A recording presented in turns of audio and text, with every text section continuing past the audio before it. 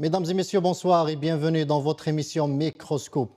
Ce soir, nous ouvrons notre émission sur 3 points qui suscitent de nombreuses réactions en Algérie, en Tunisie et ailleurs. D'abord, les déclarations du président Abdelmadjid Tebboune sur la Tunisie, mais aussi sur les enjeux stratégiques et diplomatiques qui font que Tebboune a brandé des menaces contre ceux qui tenteraient de nuire au régime de Kais Saïd. Nous reviendrons également sur l'entretien accordé par le chef de l'État à la presse nationale, un exercice périodique dans lequel les questions semblent être ficelées d'avance puisque beaucoup de sujets n'ont pas été abordés par les intervieweurs. Enfin, nous consacrerons une partie de notre émission à la dissolution du syndicat de l'éducation CNAPEST, une décision qui provoque de vives réactions chez les militants et les activistes et surtout, cette dissolution relance les interrogations sur le dialogue social, les libertés syndicales et surtout l'avenir de la représentation des enseignants et des travailleurs d'une manière générale dans notre pays. 3 sujets et 3 enjeux majeurs, c'est ce que nous allons tenter de débattre avec nos invités ce soir. À tout de suite.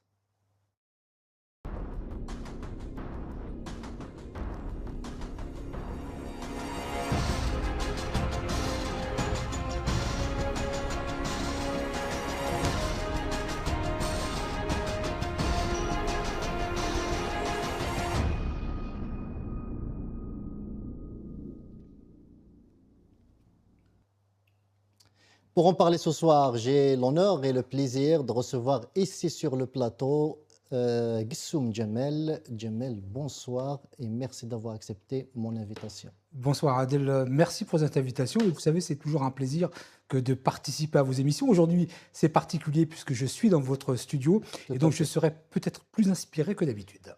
Merci. Et qui de mieux pour parler syndicat, pour parler de la dissolution du CNAPEST, qu'un syndicaliste sur place en Algérie, avec nous depuis l'Algérie, Boualem Ziani via Zoom. Boualem, bonsoir. Bonsoir, Azuf Lawan, merci pour l'invitation. J'espère que nous serons utiles à débattre des questions de l'émission d'aujourd'hui, et notamment les libertés syndicales et cette information qui vient de tomber comme ça fait peur, ça veut dire sur les libertés syndicales globalement en Algérie. Tout à fait. Merci Boualem Ziani. Je reviens directement vers vous, Djamel Gissoum. C'est d'abord un plaisir justement de vous recevoir sur le plateau. Ça change un petit peu par rapport au Zoom. Et nous avons beaucoup parlé des législatives et votre dossier n'a pas été retenu. Et tout ce que je peux dire, c'est que vous avez pris des décisions, enfin des positions, pas des décisions, mais des positions courageuses suite au rejet de votre dossier. Et la coïncidence fait qu'aujourd'hui, c'est l'installation de l'Assemblée nationale et l'élection d'une probable présidente, cette fois, pour la première fois dans l'histoire de l'Algérie. C'est en cours en ce moment en Algérie. Je voudrais savoir quelles sont en ce moment vos relations avec les autorités algériennes, puisque vous avez, comme je l'ai bien souligné, pris des positions courageuses de votre part par rapport à la situation globale de notre pays. Oui, vous faites bien de préciser par rapport aux positions, enfin, que mes positions sont au regard de la situation globale en Algérie qui me semble aller d'inquiétude en inquiétude. Alors effectivement, euh, pour répondre à votre question sur les relations avec les autorités algériennes, il me semble que les autorités algériennes, le président de la République aussi peut-être, ont des problèmes avec moi, en tout cas en ce qui me concerne. Je n'ai pas de problème avec eux. Les positions que j'ai prises ne sont pas courageuses. Elles s'appuient sur une éloquente situation au regard de l'élection législative. Mon dossier a été rejeté, mais ça, c'est un symptôme. Ça n'est pas la maladie en elle-même. C'est que depuis fin mai, les élections législatives me semblent aller, en tout cas, non plus vers le bourrage d'urne comme on connaissait depuis des années, mais un filtre avant même l'élection. Très bien. Et beaucoup peuvent nous dire aujourd'hui, ils le disent d'ailleurs dans les commentaires, que Djamel Gissoum a changé de veste, a changé de position depuis qu'on lui a rejeté son dossier de candidature à la candidature des législatives. Qu'est-ce que vous répondez? Alors, je réponds très simplement qu'il ne faut pas avoir la mémoire courte, partielle et partiale. Le changement d'attitude vis-à-vis du président Tebboune remonte au 31 août 2023, et ce n'est pas d'aujourd'hui. Et sur les plateaux et les différents plateaux de El Maghrebi, hein, j'ai non pas changé de position, mais je me suis appuyé sur un changement de doctrine algérienne à l'égard des binationaux, et cela remonte précisément au 31 août. Ce que je leur réponds également, puisque beaucoup aussi me reprochent de participer à des émissions sur le Maghrebia, je vais aussi leur envoyer un message. Sur mon changement de position, j'adapte ma position au regard de la politique qui est menée. La danse, ce n'est pas moi qui la mène. Et si au mois d'août 2023, j'ai changé de position, c'est parce que les autorités algériennes ont changé de position à l'égard des binationaux dont je suis. Ensuite, les reproches que l'on me fait sur tu participes à Al Maghrebia, une chaîne du Makhzen, c'est toujours ça. Attendez, vous pensez que parce que vous avez quand même soutenu le président Tebboune pendant des années, pendant 3 ans, et vous pensez qu'ils ont changé de position par rapport à la diaspora? Moi, j'ai jamais vu de position favorable par rapport à la diaspora, c'est-à-dire. Oui, dans ces cas-là, il faut avoir un regard politique sur la chose. Et vous avez raison de préciser que j'ai soutenu, non pas M. Tebboune, c'est un homme, j'ai soutenu la présidence de la République de 2020 jusqu'à 2023. Pourquoi? Parce que je pars toujours d'un a priori favorable. Certains diront par intérêt. Non, pas du tout par intérêt. Je n'ai aucun intérêt avec l'Algérie. 58 ans, je n'ai jamais pris un dinar en Algérie. Je ne vois pas quel intérêt je pourrais avoir avec l'Algérie. J'ai soutenu le président de la République sur un a priori favorable, c'est-à-dire que je n'avais pas d'éléments pour le juger sur l'acte politique. Et donc j'ai soutenu la notion d'État algérien, ce qui est différent. En 2022, vous me dites clairement que je n'ai pas vu d'attitude changer par rapport aux binationaux. Si, il y a eu un acte politique très important qui a été posé en août 2023, j'ai l'impression que personne ne l'a vu, mais moi, j'ai un regard politique. Lorsque le président de la République promulgue une loi qui interdit aux binationaux, que je suis, de créer une revue scientifique, une revue sportive, une chaîne de télévision et une radio, ça, c'est un acte politique fort. Le Zinedine Zidane n'a pas le droit en Algérie, il faut le savoir, de créer une revue sportive.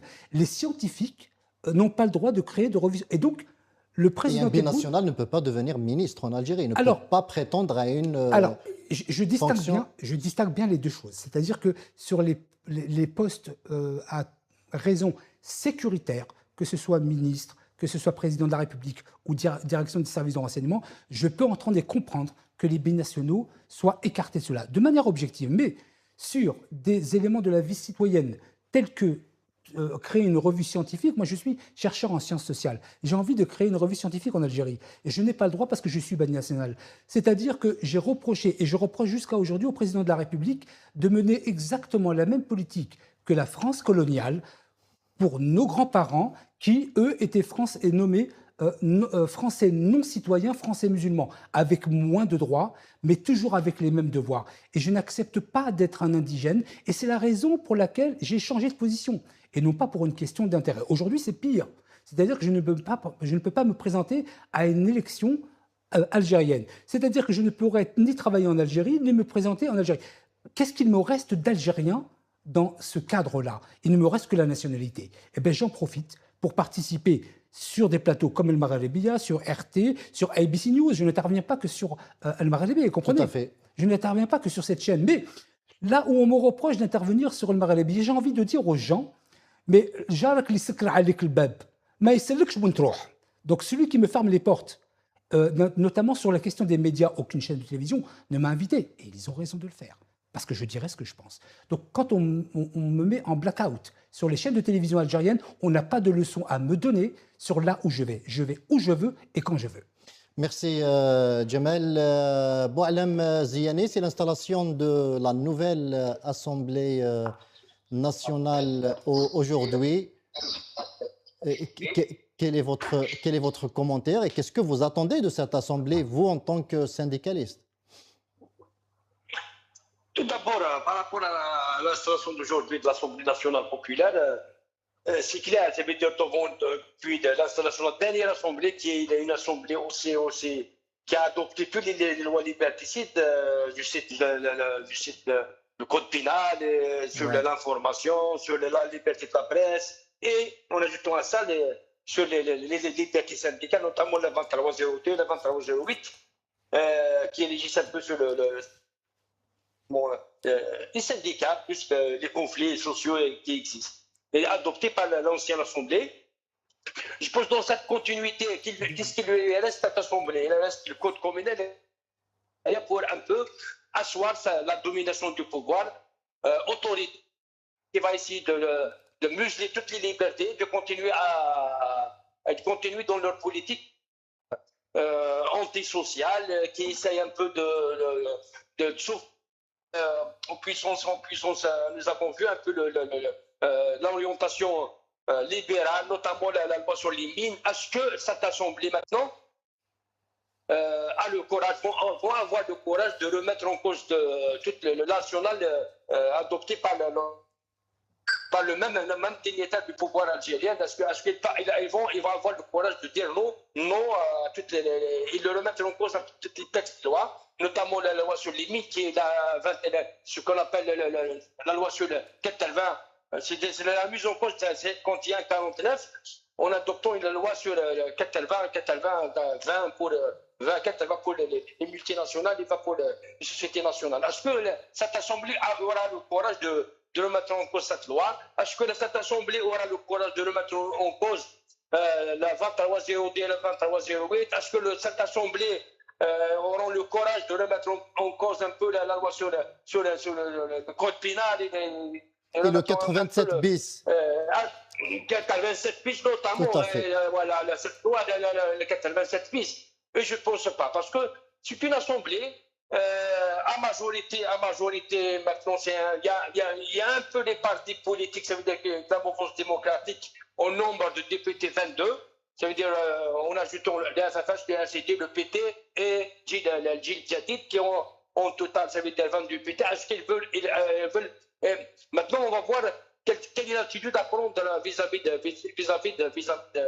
d'autres partis, notamment les partis islamistes. Est-ce qu'ils peuvent rompre avec la politique? Et rappeler encore que cette Assemblée va rentrer dans le deuxième mandat, la fin du deuxième mandat du président de la République. Ça veut dire qu'il y a des enjeux politiques énormes de cette Assemblée et à l'approche des élections locales, on va voir un peu la suite. Est-ce que dans cette situation politique, on va voir un peu l'évolution?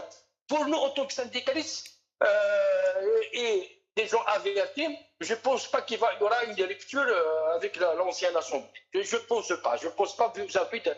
Parce que est-ce que maintenant les élections passées, est-ce qu'ils sont passés dans nous avons vu comment elles sont passées, comment ils ont choisi un peu les députés, etc. On va voir un peu les évolutions. Mais en réalité, c'est une voie tracée par un autoritarisme qui dans l'objectif de faire passer un peu les lois sur l'économie, les lois sur l'engagement de l'État dans le secteur public, parce que nous avons vu un peu ce discours-là qui prend en charge un peu, qui essaie de valoriser un peu les positions du FMI et de la Banque mondiale sur les réformes locales. Ça veut dire que tout ça en contrepartie, le pouvoir va continuer dans ces réformes des engagements de l'État, des dépenses publiques, etc., etc. Tout ça, on va observer un peu ce qui va se passer. Et aujourd'hui, c'est la preuve. Nous avons fait la dissolution On va y revenir. Monsieur Ziani. Monsieur Ziani, on va y revenir sur la question. Donc, l'Assemblée nationale a été l'Assemblée populaire nationale, c'est ainsi qu'on l'appelle, APN, a été installée aujourd'hui. Vous aurez pu être député, vous aurez pu faire votre entrée aujourd'hui en tant que député de la diaspora dans l'Assemblée algérienne, mais ce n'est pas le cas. Vous êtes aujourd'hui avec nous sur ce plateau. Je ne sais pas, d'abord, est-ce que vous avez suivi un petit peu ce qui se passe avec la Tunisie? Complètement. Très bien. On va donc écouter directement Abdelmajid Tebboune qui s'est exprimé hier face à deux journalistes. Mais la Tunisie, les Messaïmesna, ça c'est clair. Parce qu'on veut déstabiliser la Tunisie à cause de l'Algérie. On veut l'isoler de l'Algérie pour pouvoir la manger, la bouffer facilement. Et on ne laissera pas faire. Parce que اللي يجيب الإرهاب لحدا تونس ولا باش يهدد به تونس نخلوا له الخيمه تاع والديه كلار. اللاعب هذا لازم عنده حدود. Djemal Gissoum, tout d'abord, la première question, est-ce que vous pensez que c'est une ingérence dans les affaires de la Tunisie? Parce qu'il ne faut pas oublier que deux organes de presse algériens, le Soir d'Algérie et le Khabar, ont pondu deux unes où ils se sont attaqués frontalement à l'ancien président tunisien Moncef El Marzouki en l'accusant d'être un agent au service du triangle du mal, à savoir la France, le Maroc, les Émirats arabes unis. Est-ce que vous pensez que c'est une ingérence dans les affaires internes de la Tunisie? Alors tout d'abord, pour que tu me dises que ما تكونش ظالم حتى ولو كان اللي دافع عليه ظالم. J'aimerais dire deux choses par rapport à cette affaire. Tout d'abord, le Soir et El Khabar ne sont pas des organes de presse, comme on peut l'entendre ou le sous-entendre, c'est piloté directement de la présidence de la République. Et donc, je ne donne absolument aucune importance aux informations qu'ils donnent, puisque c'est un service administratif pour moi. Rien à voir avec la presse. En second, sur ce qu'a dit le président de la République, il ne s'agit aucunement d'une ingérence. Et c'est là où je défends sa position, même si il me pose problème. Et d'ailleurs, j'en profite pour dire au président de la République que je me suis rendu à l'ambassade d'Algérie il y a quelques jours pour déposer un courrier pour les rencontrer, pour savoir quel est le problème avec moi. Donc je lui dis quand même au passage. Ce que dit le président de la République a ou mal été compris ou a mal été posé. Ce qu'il dit, nous aurions, nous, Algériens, souhaité l'entendre pendant les années 90, lorsque nous avons été frappés par le terrorisme. Ce qu'il dit, il ne dit pas qu'il va soutenir le président Kais Saïd dans ces moments de manifestation et de rassemblement. Ce n'est pas ce qu'il dit. Il faut être juste avec les gens. Ce qu'il dit, et qu'est-ce qu'il dit? Il dit qu'il préservera l'unité de la Tunisie autant que possible par rapport aux puissances étrangères. C'est là où il y a la nuance et qu'il faut bien différencier les choses. Nous aurions aimé, nous en Algérie, parce que nous n'avons pas été aidés dans les années 90. Tout le monde nous a laissé tomber avec la catastrophe que nous avons vécue. Nous aurions aimé aussi, nous Algériens, trouver un pays étranger qui nous aide à combattre le terrorisme. Ce que dit le président de la République... Mais il est où la menace en fait? La menace, vous savez, la menace... Parce que l'ancien président a accordé un entretien à France 24, c'est une menace pour la Tunisie? Non.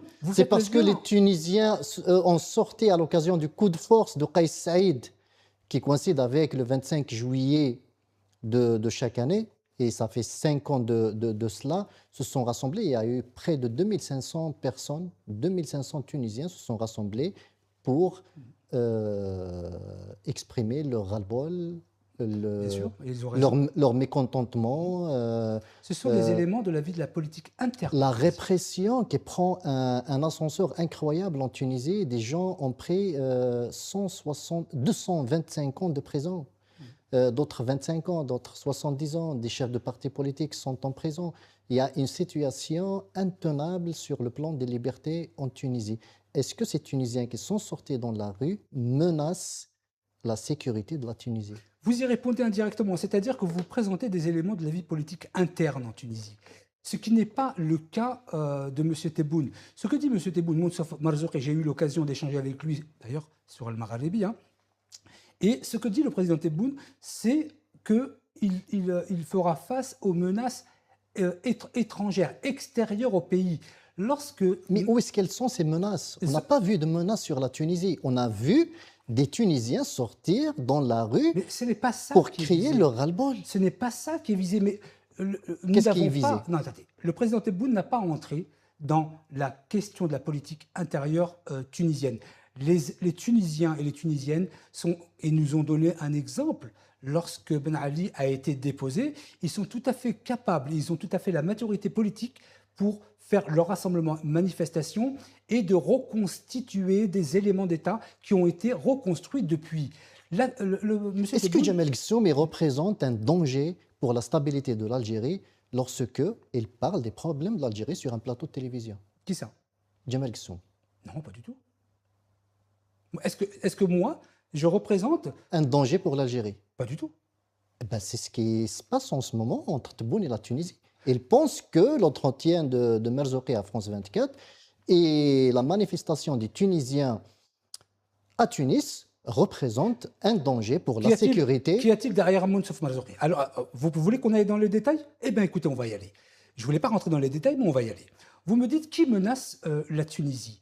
Il n'est pas dans l'intérêt des personnes qui soutiennent je n'aime pas dire cela parce que ça me fait entrer obligatoirement dans la politique intérieure et je n'aime pas l'ingérence. C'est pas entrer dans la politique intérieure, mais dire qui est derrière Merzouki, qui est derrière les manifestants. Est-ce que pas ce derrière n'est les pas manifestants. Non. Derrière certains partis politiques, qu'il s'agisse de Nahda, qu'il s'agisse de Mounsouf Merzouki, je connais bien la question tunisienne. Je connais très bien la question tunisienne. Il y a le Qatar, il y a la Turquie. S'il y a des puissances, écoutez, s'il y a des puissances derrière Merzouki, est-ce que les Tunisiens ne sont pas mûrs pour déceler tous ces complots ou ce qui se trame derrière eux? Oui, mais bien d'autres pays. Est-ce qu'une seule personne, vous essentialisez sur Mounsouf Merzouki. C'est une erreur stratégique et une erreur de lecture politique. Vous catalysez tout et essentialisez sur Mounsouf Merzouki qui, quand il s'est représenté à l'élection, parce qu'il avait été courtement président, représentait 19%. Ce n'est pas Mounsouf Merzouki qui est important dans cette affaire. Ce qui est important... Il était au deuxième tour aussi. Oui, mais 19%. 19%. Je connais le sujet. Et donc, la question de Mounsouf Merzouki ne pèse pas lourd. Il ne pèse rien sur l'échiquier politique tunisien. La plupart des Tunisiens... Et pourquoi en avoir peur? Mais qui vous dit qu'on a peur, que les Tunisiens ont peur de Mounsouf Merzouki? J'entends ce qui est dit par les Tunisiens. Vous savez, Ouatsouf, on est à 80 km de la frontière tunisienne. Donc je connais la Tunisie depuis 40 ans. Le discours que tiennent les Tunisiens à l'égard de Mounsouf Merzouki est également le discours que je tiens à son égard en tant qu'analyste politique. Le président Tebboune ne s'est jamais adressé au peuple tunisien. Personne, pas même le président, n'a d'indicateurs à donner au peuple tunisien. Ils sont assez mûrs pour cela. La question tunisienne nous concerne en Algérie. Là, le président de la République a raison quand il dit que ce qui peut toucher la Tunisie touche l'Algérie. Nous jouons aussi une question d'intérêt national dans cette affaire. Quand on analyse géopolitiquement, on voit bien que d'ailleurs le seul pays qui est ouvert à l'Algérie aujourd'hui, c'est la Tunisie. Et donc, la question du terrorisme, elle est prégnante en Tunisie. Le président de la République, M. Tebboune, que je ne soutiens pas et en qui je n'ai pas un gramme de confiance, je ne peux pas être plus clair que ça. Sur la question tunisienne, il a tout à fait raison. C'est votre avis. Boualem Ziani, je ne sais pas si vous avez suivi cette affaire de la Tunisie et qu'est-ce que vous en pensez? Bien sûr, nous avons suivi, on suit toujours l'actualité à l'international, c'est clair. Moi, personnellement, nous nous situons beaucoup plus dans les luttes des peuples pour leur libération. Et le premier constat à faire, c'est que nous avons un problème de démocratie au niveau de ce qu'on appelle le Sud global. Ça veut dire le Sud global, il y a un problème de démocratie, il y a un problème d'exercice démocratique, il y a un problème de pouvoir, il y a un problème d'alternance au pouvoir, il y a un problème d'un débat contradictoire, il y a un problème de liberté d'opinion, d'avoir une position aussi forte, etc. Nous avons ce problème au niveau de... On n'arrive pas dans le Sud global à avoir un système politique qui est capable d'abord d'avoir confiance en ce peuple. D'avoir confiance, ça veut dire le gouverneur d'avoir confiance dans le peuple. Et en parallèle, avec plusieurs pratiques depuis des années, ça veut dire, si on peut dire, depuis les libérations nationales, il n'y a pas une maturité. C'est-à-dire que le pouvoir, toujours, n'a pas eu les pouvoirs successifs, ils n'ont pas de confiance au niveau de leur peuple, et vice-versa. Ça veut dire, en parallèle, c'est toujours le fossé qui sépare le pouvoir du gouvernement et du gouvernement depuis des années. Ça devient un coffre entre le gouvernement et le peuple. Et maintenant, la question au niveau de la Tunisie, ça veut dire, nous avons suivi ça veut dire les condamnations des militants syndicalistes, des maladies politiques, etc., qui sont en prison comme en Algérie, comme au Maroc, etc. En Afrique du Nord, il y a un problème de liberté démocratique globalement. Maintenant, nous exprimons toujours notre solidarité vis-à-vis des gens opprimés, notamment les syndicalistes, les militants politiques. Nous sommes toujours pour les libertés d'expression, pour les libertés de manifestation, la liberté d'être opposant au pouvoir dans lequel, aux politiques. Ça veut dire d'être opposant au pouvoir, aux gens au pouvoir qui exercent un peu la politique antisociale et comparatoire. Ça veut dire, c'est ça le problème. C'est des pouvoirs installés pour servir beaucoup plus les intérêts des puissances, des puissances impérialistes, des puissances de la bourgeoisie mondiale, de la finance mondiale, etc., qui veulent toujours voler dans les ressources naturelles, et nous sommes opposés à ce pouvoir. Et c'est ça le drame dans les pays du Sud. On essaie toujours de. Voilà, nous suivons l'actualité à l'échelle internationale, nous essayons de construire même des solidarités si possible, mais dans chaque pays, il y a des spécificités de domination, d'autoritarisme. Tout à fait. C'est un peu de exprimer solidarité avec parce que nous avons suivi des menaces de mort du syndicaliste Hamimi, comme ça, comme Johami, comment il s'appelle, l'ancien. Et nous avons condamné, parce que nous sommes des syndicalistes, chaque Belhaïd est assassiné, etc. Nous suivons un peu l'actualité, soit au Maroc, soit en Tunisie, soit en Libye, soit en Mauritanie, et dans tous les peuples du Sud, etc. Nous sommes solidaires toujours. Nous avons choisi notre camp. Nous, c'est le camp des peuples en lutte pour leur liberté, soit le peuple de Gaza, Sahara al-Gharbia, etc., pour le colonialisme. Voilà, nous suivons l'actualité et je répète, nous avons un problème avec la démocratie dans les pays du Sud global. Et ça, qui freine un peu ça, c'est les pouvoirs successifs qui n'ont pas, je reste me répéter, ça veut dire, n'ont pas confiance à leur peuple pour les développements, pour participer dans les politiques, même de développement et dans la démocratie. Voilà. Monsieur Boualem Ziane, est-ce que vous ne pensez pas que l'Algérie ne veut pas aussi que ça change en Tunisie, ne veut pas d'une démocratie aux frontières?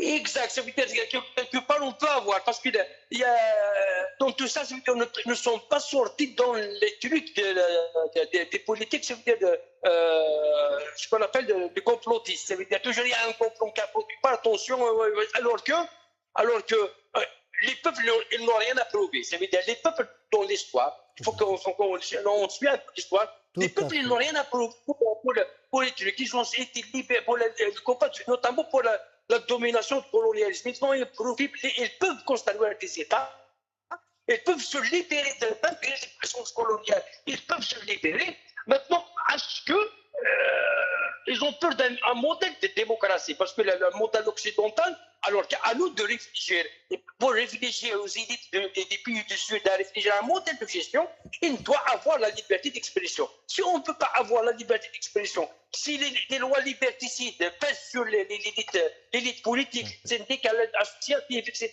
on ne peut pas produire quelque chose d'un modèle de gestion, un modèle dans les pays du Sud, alors que est-ce qu'on a copié sur les mauvaises sources, sur la domination et des textes de loi de liberticide qui essaient de nous empêcher? Comment voulez-vous que les idées du Sud expriment un modèle de gestion, un modèle économique, un modèle démocratique, un modèle de gouvernance, un modèle pour une république comme ça, sont donnés un peu laisser un peu le libre opinion à toutes les élites, un libre débat d'abord, libre débat de construction des pays. Si on n'a pas de liberté, maintenant, alors que qui nous opprime, c'est les pouvoirs successifs qui sont dans notre pays, c'est qui portent un peu les lois liberticides. On a cité le 87 bis en Algérie, on a cité le 23e sur le plan syndical, on a cité les libertés de la presse, on peut citer pas mal de textes de le code de la famille, etc., qui empêchent un peu la libre expression des pays du Sud. Et tout le monde, ils sont d'accord. Je pense que les pays du Sud, ils sont d'accord à être dominés. Ça veut dire, dans l'évolution historique, ça veut dire qu'on n'a pas sorti d'un parti unique qui domine un certain temps. Maintenant, c'est une multipartie unique, c'est une multipartie unique, etc., etc. Ça veut dire, cette centralisation-là, ça fait empêcher un peu l'évolution historique des sociétés des pays.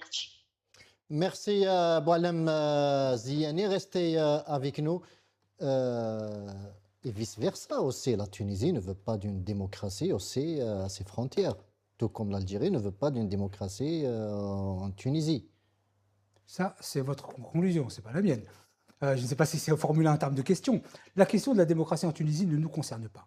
C'est au peuple de choisir ses dirigeants, c'est au peuple de choisir comment ils veulent animer leur pays, que ce soit en démocratie, en liberté d'expression, etc. C'est au peuple de choisir cela. Mais lorsque les opposants en parlent, là, on sort pour dire que la sécurité de la Tunisie nous intéresse. Les opposants. Non, vous insinuez encore Marzouki. Vous restez vraiment Non, fixé. mais Quel opposant? Donnez-moi un nom. Hachmi Al-Hammami, beaucoup d'opposants, Kamel Jindoubi, Siham Ben Sedrine, je peux citer une multitude de noms tunisiens qui se sont exprimés justement. Et il y a un flot de réactions qui dénonce une ingérence du président algérien dans les affaires internes de la Tunisie. Ben écoutez, est-ce que vous les comprenez? Non, je peux comprendre le ressenti, l'impression qu'il y a une ingérence algérienne vis-à-vis des affaires tunisiennes. Je comprends qu'il y ait ce ressenti. Mais je voudrais juste expliquer que la situation de la Tunisie qui prévaut depuis pratiquement le départ de Ben Ali. Et ça, non. Attendez, j'ai pas terminé. Non. Vous ne pouvez pas conclure sur ce que je n'ai pas dit. Il y a eu des parenthèses quand même. Oui, mais vous ne pouvez pas conclure sur ce que je n'ai pas dit. Allez-y. Il y a eu une décadence sociale, économique. Moi, je me rends souvent en Tunisie, je vois la différence réellement entre l'époque où Ben Ali était présent et depuis. Et donc, il y a socialement une décadence qui s'est opérée depuis les 15 dernières années. Cette décadence, elle a tenté d'être comblée par l'Algérie sur des choses qui n'étaient pas politiques, des choses qui étaient économiques. On l'a vu lors de la crise Covid avec l'oxygène, même si nous, en Algérie, on en manquait. On a vu aussi sur la question de l'électricité. Et donc, l'Algérie a comblé certains manques dus à la géographie de la Tunisie. Et donc, à partir de là, quand l'Algérie prend une position pour dire, si la Tunisie est attaquée d'une manière ou d'une autre par des terroristes, on sera là. Si vous combinez tous ces éléments, c'est vrai que ça donne l'impression d'une ingérence. Mais les Tunisiens eux-mêmes, pour les connaître, disent que c'est le grand frère ou la grande sœur, l'Algérie, parce qu'elle a soutenu la Tunisie, quels que furent les gouvernants. Et ça, c'est quelque chose qui est à mettre à l'actif de l'Algérie. Mais je le dis, je le répète, et je n'ai pas de difficulté. Si on parle de l'Algérie sur la liberté démocratique, là, je vais tenir un autre langage, par contre. Parce que là, je ne vais pas m'ingérer dans les affaires étrangères. Mais en tout cas, je peux vous dire, et c'est ma conviction profonde, pour connaître la Tunisie, que je fréquente depuis 45 ans, c'est que la situation économique de l'Algérie, de la Tunisie, s'est dégradée, que l'Algérie a tenté, dans la mesure qu'elle pouvait, de faire que la Tunisie ne tombe pas avec le pétrole, le gaz, etc. Tout à fait. Et donc, vous voyez, donc aujourd'hui, quand vous ajoutez l'intervention du président de la République, ça donne vraiment, c'est vrai, l'impression qu'il y a une ingérence. Mais en tout cas, il y a une cascade de réactions de Tunisiens qui dénoncent en fait. Bien sûr, mais vous savez, les réactions ne sont pas fondées sur forcément des faits avérés et réels. Moi, la plupart des Tunisiens que je connais depuis très longtemps, je vous dis, Ouadsouf, c'est à 80 km de la frontière. En tout cas, même Tebboune, il dit que ce n'est pas une ingérence. Je ne m'ingère pas, mais je soutiens. Oui. Allez-y. Je soutiens la Tunisie. Je soutiens Kais Saïd. Il a beaucoup parlé de Kais Saïd. Mais Kais Saïd, il a une légitimité politique au regard du droit international. Les Tunisiens, beaucoup vont dire qu'il n'est pas légitime, de la même manière que pour le président Tebboune. Mais nous, en tant qu'Algériens, que ce soit le président de la République ou moi, je dis que, du point de vue du droit international, c'est là la question. M. Kais Saïd est président de la Tunisie. Il est légitime. Je ne suis pas un légitimiste, mais il est légitime à ce poste. Et donc, il va soutenir la légitimité et non pas... La légitimité, c'est... Mais ça, c'est interne. C'est discutable. Droit international, sur le droit international, sur la question du droit international, et c'est notre seule référence en tant que diplomate. Pour son premier mandat, oui. Oui, c'est pas. Mais là, vous vous ingérez, pas moi. Je dis qu'il a la légitimité internationale. Je pense que la Tunisie est représentée à l'ONU. Elle est représentée par des ambassadeurs. Tous les pays du monde reconnaissent sa légitimité. Sinon, il n'y aurait pas d'ambassadeurs. C'est à partir. Je ne tiens même pas à prononcer le mot. Ouais. Mais vous voyez, mais en tout cas, il n'y en a pas en Algérie déjà. Ouais. Boualem Ziani, la question qui vous tient, je sais, à cœur est la dissolution du dernier syndicat des travailleurs de l'éducation et de l'enseignement, le CNAPEST.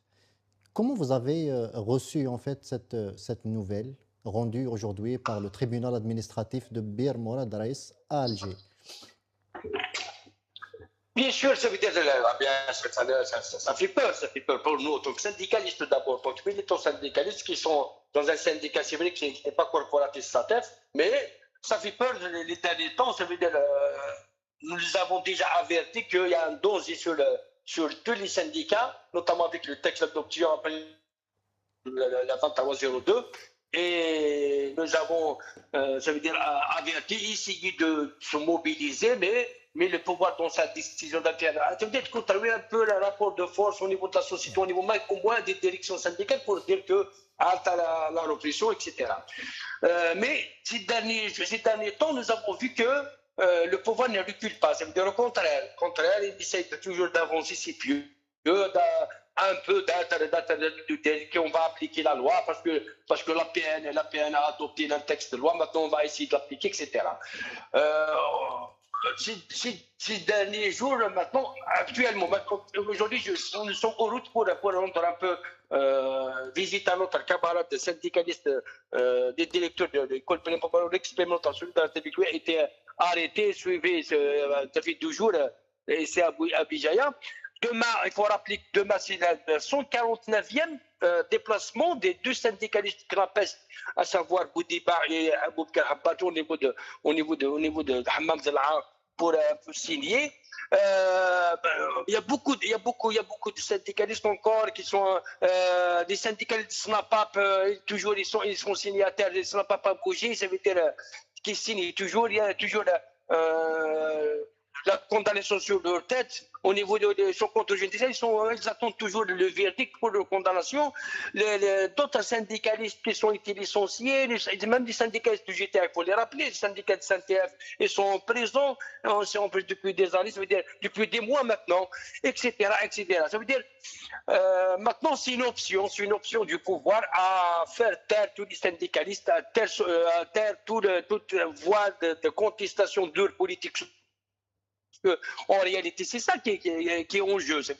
Ils essaient de maintenant domestiquer un peu les syndicats existants, après avoir, pour rappeler un peu dans l'histoire l'effritement du mouvement syndical en division par le corporatiste, etc. Et là, pendant des années, il a instrumentalisé un peu la justice pour interdire les manifestations, pour interdire les actes, les grèves, toujours les instruments dans toute contestation. Ça veut dire le pouvoir il est recours à la justice pour déclarer la grève illégale. C'est ça le problème, la grève illégale. Puis il va réprimer. Maintenant, ça commence à une autre étape. J'espère qu'il va s'arrêter. J'espère que les syndicalistes qui essayent de construire un peu son rapport de force sont conscients que nous devons construire des liens, c'est-à-dire construire des rapports de force, de solidarité, intersyndical pour imposer un peu une autre voie. Si ça continue avec ce silence, ça va être à qui le tour? On va attendre maintenant à qui le tour pour être déçu, pour être arrêté, pour des poursuites judiciaires, etc. À qui le tour maintenant? Boualem Ziani, le CNAPEST, c'est un syndicat national représenté à travers tous les établissements, je dirais la majorité des établissements scolaires. Pourquoi, selon vous, a-t-il été dissous? Ça veut dire que le CNAPEST, c'est un syndicat corporatiste. Son représentant avant, il était un syndicat des enseignants du lycée, il s'est élargi à tous les enseignants de 3 paliers. C'est un syndicat parmi tant d'autres. Il y a plus de 38 syndicats au niveau de l'éducation nationale, corporatiste. Maintenant, est-ce qu'il est représenté? Oui, parce qu'il y a beaucoup dans chaque wilaya, il y a des représentants. Oui. Parce que, etc. Maintenant, pourquoi il est dissous? Je veux dire, le pouvoir lui reproche, tout d'abord, cette plainte, il est actionné par l'État, par les autorités. Par 2 ministères. Oui. Oui, il a délégué 2 ministères pour un peu installer la plainte. c'est le ministre du Travail et le ministre de l'Éducation nationale pour un peu discuter. Maintenant, nous avons peut-être eu l'espoir qu'ils vont geler ça parce que je ne sais pas comment on va dire. Ça veut dire on n'a pas pour un peu s'asseoir à leur décision au moins parce que au moins jusqu'à le début de l'année, etc. Mais nous avons vu aujourd'hui sa dissolution avec maintenant il y a des ça veut dire ils peuvent casser, ils vont essayer de recours au truc, ils ont même recours à l'OIT, etc., etc. Mais je pense que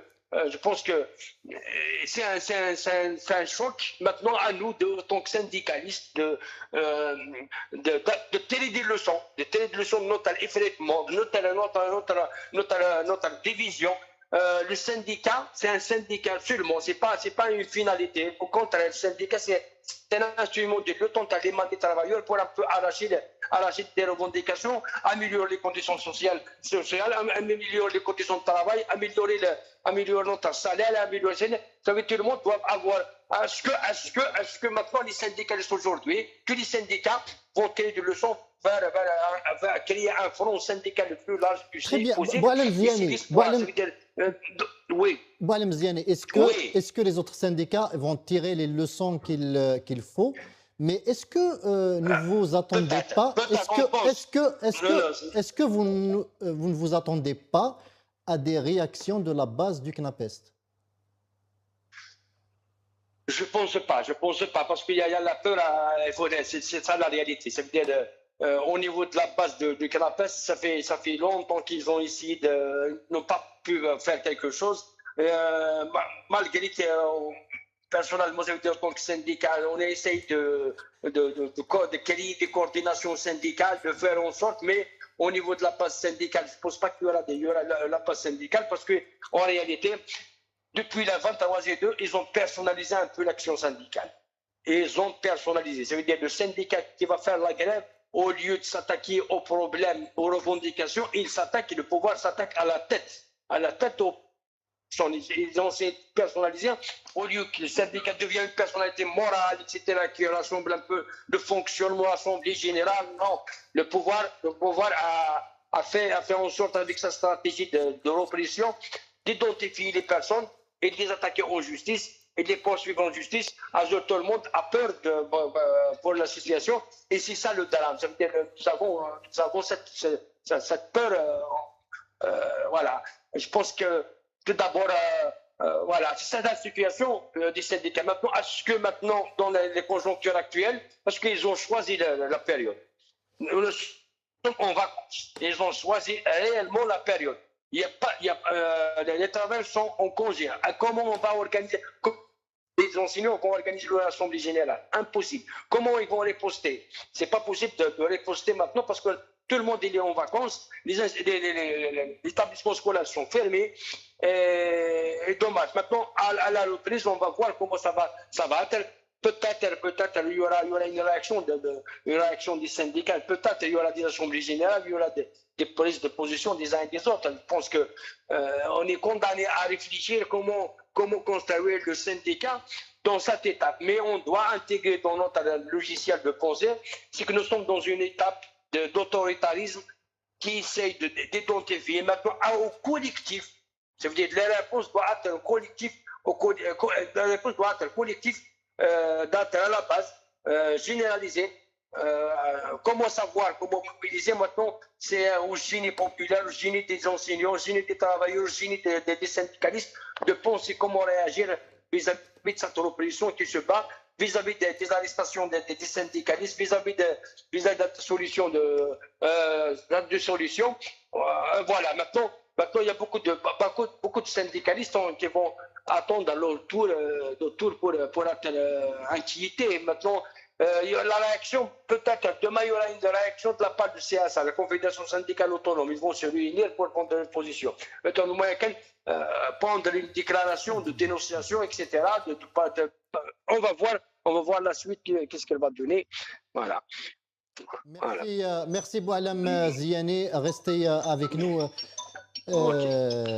Djamel Gsoum, militant politique, syndicaliste, journaliste, tout le monde y passe. C'est la répression. J'ai envie d'écouter ou d'entendre en fait votre avis, votre position sur la dissolution d'un grand syndicat qui est le CNAPES et qui représente les travailleurs de l'éducation à travers le territoire national. Écoutez, c'est effarant, c'est effrayant.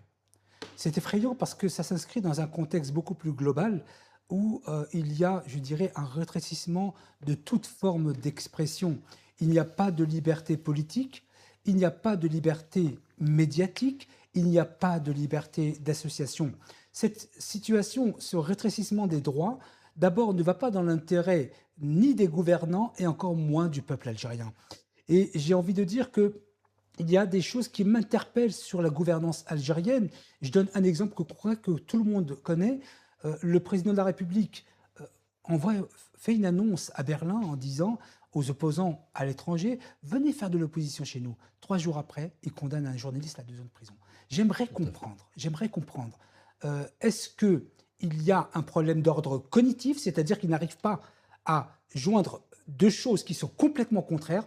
Je dis au président de la République, ou il y a un problème cognitif, ou il y a des gens qui sont en train de vous saboter. Dans les 2 cas, vous êtes responsable. Vous ne pouvez pas dire aux opposants de rentrer en Algérie et 3 jours après, on condamne un journaliste à 2 ans de prison. Mieux encore, le surlendemain, on arrête un jeune, Jalil, qui a dit avec ses mots, il n'a pas fait sciences politiques, il a dit sans insulte. En fait, le journaliste dont vous parlez n'a pas été condamné à 2 ans de prison. Il a été interdit de sortir du territoire national. C'est Mustafa Ben Fodel. Non, Relis ou quelque chose comme ça. C'est pas un journaliste, mais il y a un nom, Relis. Combien de prison? Il a écopé de 2 ans. 2 ans. Quelle est sa fonction? C'est pas un journaliste, c'est un chef de parti. Son parti est suspendu. C'est pire. C'est le MDS, le mouvement démocratique. C'est la même chose, c'est-à-dire qu'en fait, ouais. Il y a une liberté dans même sa femme, elle est poursuivie. Oui. Je pense qu'elle est sous contrôle judiciaire. Oui, il y a des choses très étonnantes en Algérie. Le président qui annonce quelque chose, ce jeune Jalil, qu'est-ce qu'il a fait de mal? Qui a-t-il insulté? Qu'est-ce qu'il a fait de mal pour se faire arrêter? Et donc, il y a des choses qui me paraissent, comme on dit en arabe, ken khalal. Il y a quelque chose qui ne va pas. Le jeune là dont vous parlez, je pense que c'est lui qui a lancé un cri de colère au président Tebboune pour lui. Exactement, c'est légitime. Nous l'avons fait passer sur ce plateau justement. Ce message, c'était à l'occasion des feux de forêt, etc. Exactement. Et il dénonçait justement. Qu'est-ce qu'il a fait de mal? Qu'est-ce qu'il a fait de mal? C'est-à-dire que, en fait, le président de la République tient un discours contraire des faits, avéré. Et je me pose de sérieuses questions. Vous savez, pourquoi est-ce que je n'ai pas, ou en tout cas plus confiance au président de la République d'un point de vue politique? Je vous donne un exemple concret. En 2017, lorsqu'il était plus Premier ministre, il a été Premier ministre 3 mois, il y a une seule personne, vous savez, il était plus Premier ministre, et les autorités algériennes avaient même ordonné de ne plus prendre des poubelles devant chez lui. Ça a été reconnu par le président Tebboune. La seule personne, il l'a dit, la seule personne qui l'a soutenu, une femme qui vaut 1000 hommes, c'est Aïda Narsa. La seule personne qui l'a soutenu, contre vent et marée, se retrouve en prison avec un dossier vide. Et donc, comment je pourrais, moi, aujourd'hui, défendre le président de la République, sachant que demain, je pourrais me faire arrêter? Ce que je disais tout à l'heure en disant que j'ai déposé une lettre à l'ambassade d'Algérie, parce que je ne suis pas loin de ça. Je ne vais pas rentrer dans les détails, mais je ne suis pas loin de ça. Et donc, je dis au président de la République, si vous me faites des problèmes à moi, qui a défendu la notion d'État, ne vous attendez à aucun soutien. Et c'est pour ça que je n'ai plus confiance. Et donc, restreindre... Vous pensez que vous êtes recherché par les autorités algériennes? Il y a quelque chose. Je ne vais pas rentrer dans les détails, ce n'est pas le moment. Mais il y a quelque chose. Vous aurez certainement des infos. Il y a quelque chose. Et donc, si le président de la République ne le sait pas, je le mets au courant sans donner de détails. Et il aura peut-être des informations de la personne qui peut le joindre à partir de l'ambassade d'Algérie à Paris, que j'ai été voir il y a une semaine, 10 jours. Et donc, si moi, qui suis plutôt modéré, vous comprenez que d'abord, je ne suis jamais dans l'insulte, et je l'ai soutenu pendant 3 ans sur des faits, je ne le soutiens plus, sans insulte, sur des faits concrets. Si moi, Djamel Guessoum, on commence à me chercher les poux et vouloir me faire des problèmes, mais qui va le soutenir? Et donc, je dis au président de la République, la force d'un État, c'est de l'intérieur que vous allez le trouver. Laissez la liberté politique, la loi peut l'encadrer. Laissez la liberté des journalistes. et ils s'exprimeront dans le pays et non pas à l'extérieur du pays, qui là peut représenter un danger. Je suis effrayant. Qu'est-ce qu'a fait ce syndicat de l'éducation? Ils ont tué des gens. J'aimerais comprendre. Qu'est-ce qu'ils ont fait? Ou alors qu'on nous dise clairement ce qu'ils ont fait. Et donc, je dis au président de la République, c'est injuste. C'est injuste. Et puis, je dis au président de la République, aussi bien pour ce qu'il fait au peuple algérien que ce qu'il me fait à moi, c'est tout ce que je peux dire. Je ne peux rien dire. Vous pensez qu'ils sont aveuglés? Parce que je ne sais pas si vous avez suivi son entretien avec les deux journalistes hier. Il y a beaucoup de non-dits. Les journalistes n'ont pas posé la question sur la crise des Harraga. Ils n'ont pas parlé de la crise des pneus, la gestion catastrophique des incendies de forêt. Beaucoup de sujets qui n'ont pas été évoqués dans les questions des journalistes. Pourquoi? Vous savez, tout simplement, c'est pareil que pour les élections législatives. On ne veut pas voir certains se présenter, on les annule avant. Et donc les questions qui posent problème sur cette conférence de presse, on les annule avant. Les questions sont préparées, les réponses sont préparées et ils ne vont pas... En plus, le harraga, je ne comprends pas. Vous savez, ça fait 38 ans que je travaille dans l'humanitaire et le social. Je n'ai jamais compris d'ailleurs pourquoi est-ce que le sujet des harraga était un sujet tabou. Parce que ça met en évidence les carences qu'il y a en Algérie. Vous savez que pendant le Hirak, en 2019, que eux appellent, ça a diminué. Non, il paraît que des hauts placés tirent des ficelles aussi, parce qu'il y a beaucoup de pognon dessus. Mais bien sûr, non, je ne sais pas. Mais ce dont je suis sûr, c'est que pendant le Hirak, il y a eu une baisse drastique des Harrak qui partaient. Vous voyez? Donc ça veut dire qu'à ce moment-là, il y avait un espoir. Un espoir. Il y avait un espoir. Le président de la République nomme le Hirak el-Moubarak. Il n'a pas parlé de la dévalorisation du dinar. Oui, des choses qui peuvent poser problème, vous voyez. Exactement. Donc, en fait, si vous voulez, cette conférence de presse... Par contre, il a fait des annonces sur le SMIC qui sera revu à la hausse, les retraites, etc. Mais parlons de tout. Parlons de ce qui va, de ce qui ne va pas. Parce que ce qui va rassurer le peuple algérien, ce qui va rassurer à un moment donné le peuple algérien, c'est que le président de la République dise aussi, il y a ce problème-là. Vous voyez, ça va la rassurer, ça va les faire intégrer dans un processus politique. Mais si et pourquoi l'allocation touristique pour laquelle ils ont mis en place un arsenal impossible d'affranchir pour voilà. Pourquoi on ne dit pas qu'on a échoué dans cette affaire d'allocation touristique et qu'on l'arrête? C'est mieux que de mettre des... Oui, mais le problème c'est que le président annonce des choses et il n'a pas les gens moins de 30 qualité. Secondes. En moins de 30 secondes, on a débordé sur le temps de l'émission. On vient de me dire qu'on a fait 53 minutes. Le président, quand il annonce quelque chose, il faut qu'il s'assure qu'il ait les moyens humains et matériels de le faire pour le mener à terme, sinon il ne faut pas l'annoncer. Vous pensez qu'il n'y a pas de moyens humains? Non, il faut voir la gouvernance. Le problème de l'Algérie, c'est la gouvernance. C'est la gouvernance. Merci Djemal Guessoum, merci Boualem Ziani, merci à nos chers téléspectatrices et téléspectateurs. Merci de nous avoir suivis. Nous arrivons à la fin de cette émission. Je vous donne rendez-vous demain à la même heure, c'est-à-dire à 21h. Merci encore.